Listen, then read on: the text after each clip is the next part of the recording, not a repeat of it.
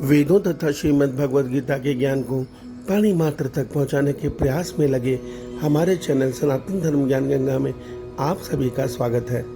मेरे प्यारे कृष्ण भक्तों, सनातन धर्म ज्ञान गंगा चैनल के आज की वीडियो में हम लोग श्रीमद् भगवद गीता के अध्याय 13 के श्लोक 15 को भगवान श्री कृष्ण जी की कृपा से सरल रूप में सुनने और समझने का प्रयास करेंगे। जय श्री कृष्ण।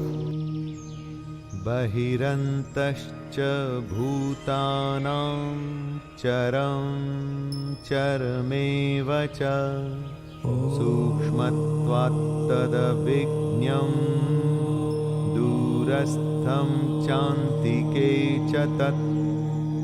मेरे प्यारे कृष्ण भक्तों, श्रीमद् भगवद गीता के अध्याय 13 के श्लोक 15 में भगवान श्री कृष्ण जी अर्जुन के माध्यम से हम सब मनुष्यों को अपने परमात्मा स्वरूप के उस स्वरूप का वर्णन कर रहे हैं जिस स्वरूप में वो परमात्मा इस संसार को व्याप्त करके इस संसार का संचालन कर रहे हैं। इसके विषय में आज भगवान श्री कृष्ण जी अर्जुन के माध्यम से हम सब मनुष्यों को यह सत्य बता रहे हैं कि वह परमात्मा चराचर सब भूतों में बाहर भीतर से परिपूर्ण है। चर में अचर में हर जगह वही है।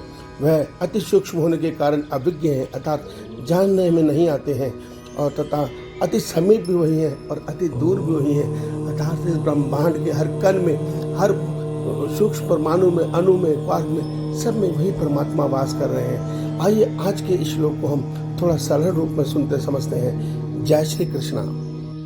मेरे प्यारे कृष्ण भक्तों, श्रीमद् भगवद गीता के अध्याय 13 के श्लोक 12 में भगवान श्री कृष्ण जी ने हमें यह सत्य बताया था कि वह परमात्मा ज्ञ है, अर्थात जानने योग्य है, जिनको अध्यात्म के द्वारा या निष्काम प्रेममय भक्ति के द्वारा जाना जा सकता है। मगर उनको जानने के लिए पहले उनको मानना आवश्यक है। केवल हम मन बुद्धि के द्वारा उनको कभी नहीं जान सकते, क्योंकि मन और बुद्धि प्रकृति के विषय है, अर्थात प्रकृति के द्वारा निर्मित है और प्रकृति की पहुंच परमात्मा तक नहीं है। अब आज के श्लोक में भगवान कहते हैं कि वह परमपिता परमेश्वर, वह परमात्मा चराचर सब भूतों के बाहर भीतर सब प्रकार से परिपूर्ण है, अर्थात इस संसार में, इस ब्रह्मांड में कोई ऐसी खाली जगह नहीं है जहाँ परमात्मा ब्रह्म रूप में वास नहीं करते। वह परमात्मा ब्रह्म रूप में हवा के हर कण में मौजूद है। जो हवा से हम सांस ले रहे हैं, जो हवा हमें जीवन दे रही है, जो अग्नि, जो सूर्य का तेज है हमें रोशनी दे रहा है, जो जल हमें तृप्ति दे रहा है, हर कण में परमात्मा ब्रह्म रूप में वास कर रहे हैं। तो वह परमात्मा सब और परिपूर्ण है और अब इतने सूक्ष्म है कि अभिज्ञ अर्थात जानने योग्य हम उनको अपनी इन आँखों से, अपनी समझ से कभी नहीं जान सकते। हमारे सबसे समीप और हमारे सबसे दूर का जो अंतिम बिंदु है, हर जगह वो परमात्मा ब्रह्म रूप में स्थित है।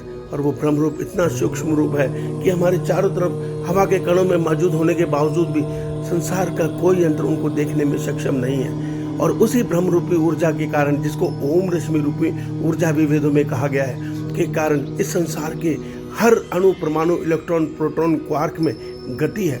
जब वैज्ञानिकों से यह प्रश्न पूछा गया कि बताइए इलेक्ट्रॉन, प्रोटॉन और क्वार्क में जो गति आ रही है ब्रह्मांड के अंदर, वो कहाँ से आ रही है, उसका ऊर्जा का स्रोत क्या है, तो ब्रह्मांड वैज्ञानिक चुप है। उनके पास इसका कोई जवाब नहीं है कि वो ऊर्जा कहाँ से आ रही है।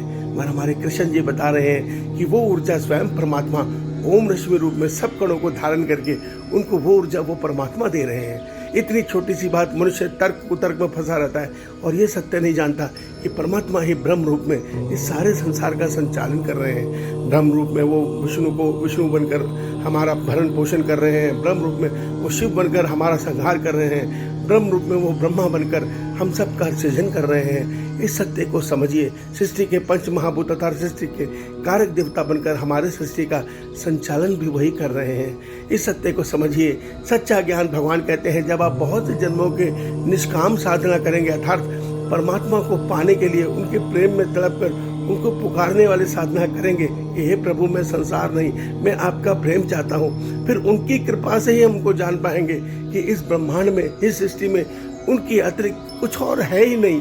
सब कुछ भगवान कृष्ण जी ही बने हुए हैं। इस सत्य को समझिए। ईश्वर आप सबका कल्याण करें। आपका दिन शुभ हो। जय श्री कृष्णा। जय श्री कृष्णा।